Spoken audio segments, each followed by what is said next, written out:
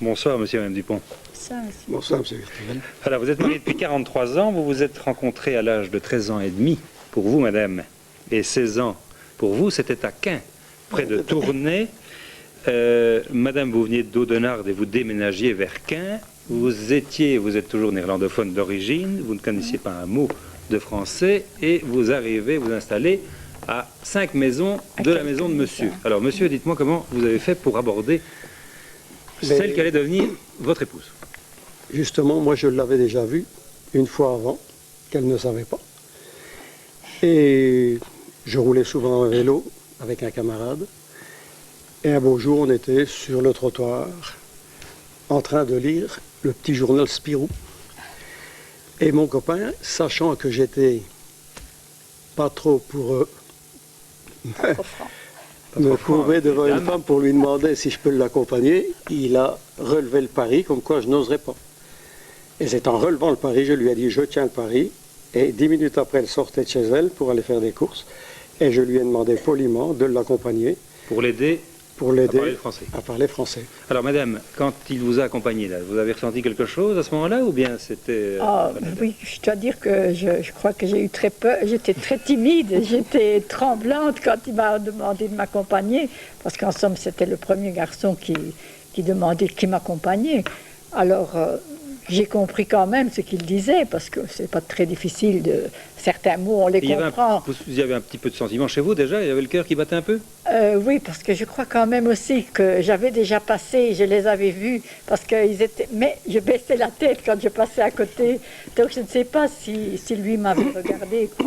Mais comme c'était à quelques maisons et que j'étais forcément obligée de passer devant chez lui, donc je ne l'avais pas regardé, mais j'avais le cœur déjà qui battait sans savoir qui. J'étais un peu honteuse, quoi. Qu'est-ce qui vous attirait chez elle, monsieur? Principalement sa chevelure, ses cheveux. Oh, c'était pas beau. Bah, c'était les cheveux de Mireille Mathieu, quoi. Hein, dans ce genre-là. Les cheveux droits. C'est ce qui m'a attiré. Le premier vrai baiser, vous vous en souvenez? Ah oui, bien sûr, oui. Ouais. Certainement, oui, oui. C'était pas tout de suite? Non, absolument pas, non. Certainement bien un an après. Nous nous sommes donc revus plusieurs fois, parce que quand j'allais à l'école, lui travaillait déjà. Et comme, bon, bien sûr, moi j'avais des devoirs à faire en rentrant, mais lui, quand il avait fini sa journée, pouvait rester sur le devant. Donc, enfin, dès qu'il y avait moyen, il me voyait. Parfois, il me conduisait à l'école, ça dépend le travail qu'il faisait. Alors, le premier baiser, disons que pendant au moins un an, c'était... Alors, le premier baiser, ça vous a fait quoi? Le premier baiser, ben, c'était certainement bien un an après. Et qu'est-ce que ça vous a fait? Je n'ai pas osé me retourner, ça m'a tellement... J'étais tremblante, c'était pour me dire au revoir, et il m'a prise dans ses bras. Il en a profité un petit peu. Comment? Il a profité de l'occasion un petit peu. Ah oui, il a profité de l'occasion, oui, oui. C'était inattendu, vraiment. Et je sais que j'ai rougi certainement. Je n'ai plus osé me retourner parce que tellement... Mais ça m'a fait un effet inoubliable, quelque chose qui... Je ne sais pas expliquer, mais enfin vraiment qui m'a fait trembler, qui... Je ne sais pas expliquer. Il y a eu un gros problème, c'est que votre mère a décidé de déménager. Ah oui, c'était pas une bonne idée, ça. Oui, mais au départ déjà, donc, bon, nous étions partis habiter donc, chez ma sœur, ce qui n'était que pas pour toujours. Maman était veuve, papa malheureusement était décédé, donc nous étions partis habiter chez ma sœur. C'est ainsi que nous avions quitté les Flandres parce que la maison était vendue.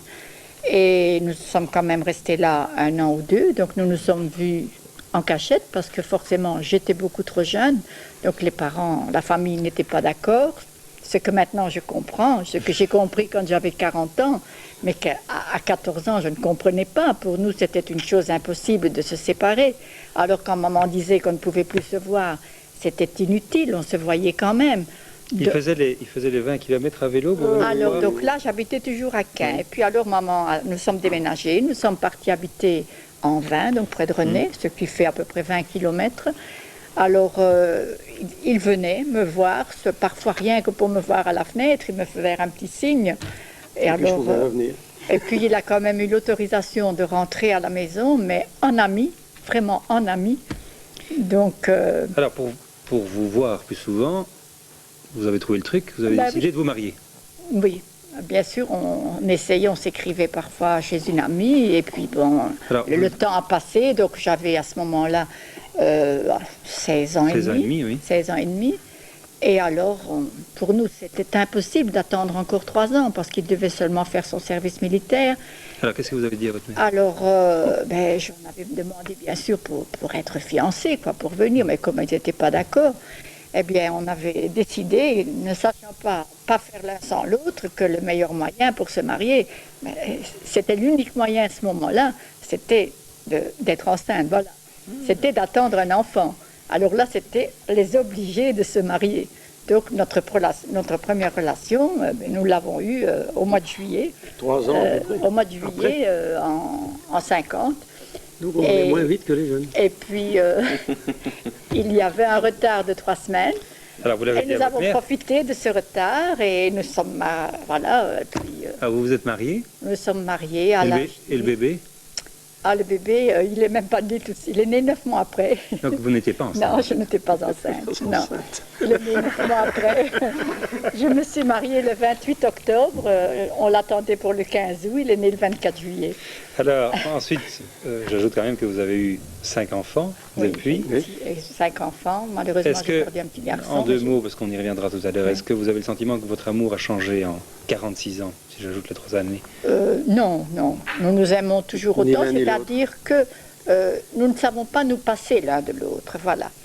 C'est impossible de se passer l'un de l'autre. Je ne veux pas dire tout le temps être ensemble. Non, ce n'est pas du tout cette question-là. Mais nous ne savons pas faire une journée, enfin, passer 24 heures, je vais dire. Parce que quand on se revoit, ce qui est arrivé avec le travail, parce qu'après nous avons fait le taxi, donc il était parfois quand même parti pour une nuit, eh bien je l'attendais toujours, je le suivais, et même quand il était parti, je le suivais dans le voyage. S'il partait par exemple... Vous êtes tout à fait inséparables. Oui, inséparable. Voilà, merci pour ce... Je peux revenir sur la question de monsieur? Non, vous y reviendrez tout à l'heure, si vous le voulez bien. Alors, merci pour ce 4e témoignage. Place à notre échange d'idées, maintenant, si vous le voulez bien. Alors, on va essayer de décortiquer un petit peu, c'est un petit peu artificiel, mais je crois que ça peut être intéressant, de décortiquer l'évolution de l'amour, en commençant par le coup de foudre. Alors, Madame Quintin, le coup de foudre, c'est quoi? Alors, Comment est-ce le que vous coup de décrivez? foudre,